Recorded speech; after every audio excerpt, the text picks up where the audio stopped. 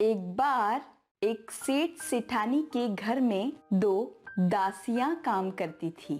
सेठ सेठानी का आम का बहुत बड़ा कारोबार था और दोनों दासियां रोज अलग अलग गांव से अलग अलग प्रकार के आम तोड़कर लाती थी। एक दिन सुरीली नाम की दासी ने अपनी सेठानी से कहा, अरे सेठानी जी, आपको पता है ये नवेली कल गांव में किसी से जादुई आम के बगीचे के बारे में बात कर रही थी। अच्छा, ये जादुई आम का बगीचा कैसा है, जरा मुझे भी तो बताओ। जी सेठानी जी, मैं बातों बातों में नवेली से पूछने की कोशिश करूंगी। सुरीली और नवेली आज फिर आम तोड़ने जा रहे थे। क्यों नवेली, कल तुम किसी जादुई बगीचे की बात कर रही थी ना गांव में, आज वहीं चलते हैं ना, फिर हम दोनों को ये काम भी नहीं करना पड़ेगा।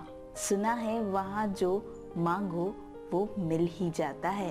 अरे नहीं सुरीली, मेरी माँ ने सिखाया है, मेहनत की कमाई ही जीवन में असली स्वाद लाती है।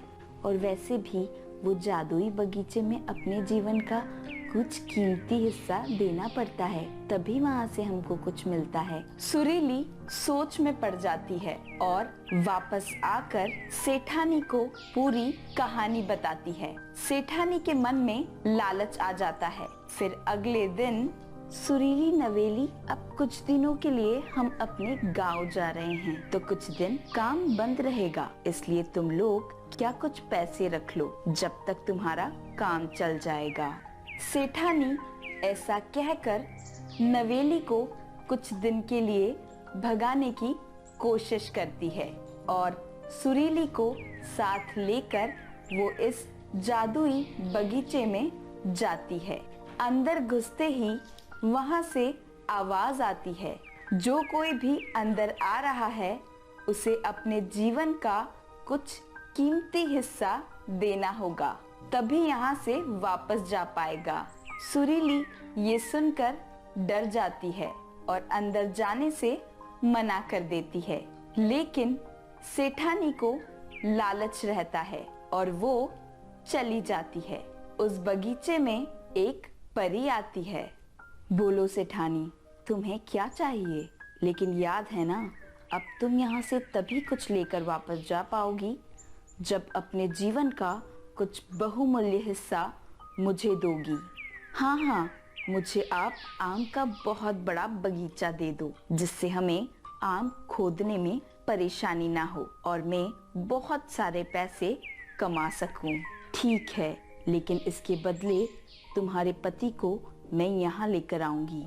ठीक है, वैसे भी मेरे पति मेरे इस कारोबार को ही तो संभालते हैं, उसकी जगह अब मैं सुरीली को अपने घर में रख लूंगी। और ऐसा कहकर घर जाती है। वहाँ आम का बहुत बड़ा बगीचा देखकर खुश हो जाती है और सुरीली के साथ अपना जीवन सेठ के बिना जीने लगती है। कुछ सालों बाद वो पेड़ अब मुझ पे लगे थे, उनमें आम लगना भी बंद हो गया था।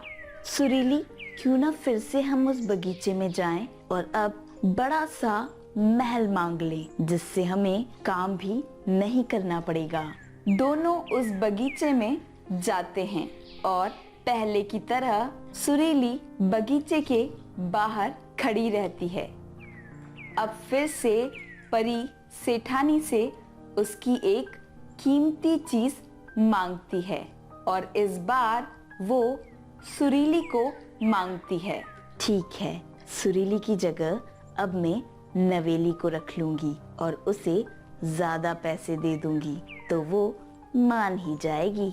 सेठानी परी को कहती है, मुझे बड़ा सा महल दे दो। उसी टाइम बाहर खड़े खड़े सुरीली के मन में भी लालच आ जाता है कि क्यों ना अपने लिए भी कुछ मांगा जाए। सेठानी की गुलामी कब तक करूंगी? और सुरीली भी तुरंत बगीचे में दौड़कर चली जाती है। तभी बगीचे में से आवाज आती है कि अरे यहाँ एक वक्त पर एक ही इंसान आ सकता है। अब अगर तुम दोनों को बाहर जाना है तो किसी एक को बिना इच्छा लिए ही वापस जाना पड़ेगा।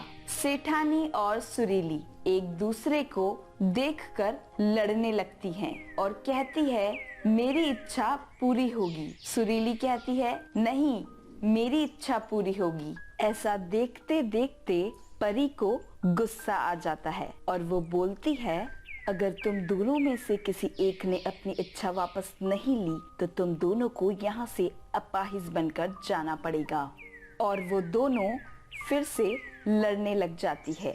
अब दोनों एक दूसरे का सहारा बनकर घर तक जाती है। तो देखा बच्चों आपने कैसे लालच ने दोनों का जीवन खराब हो गया और अपनों को भी जीवन से छीन लिया। इसलिए लालच कभी नहीं करना चाहिए और अपनी मेहनत पर भरोसा करना चाहिए।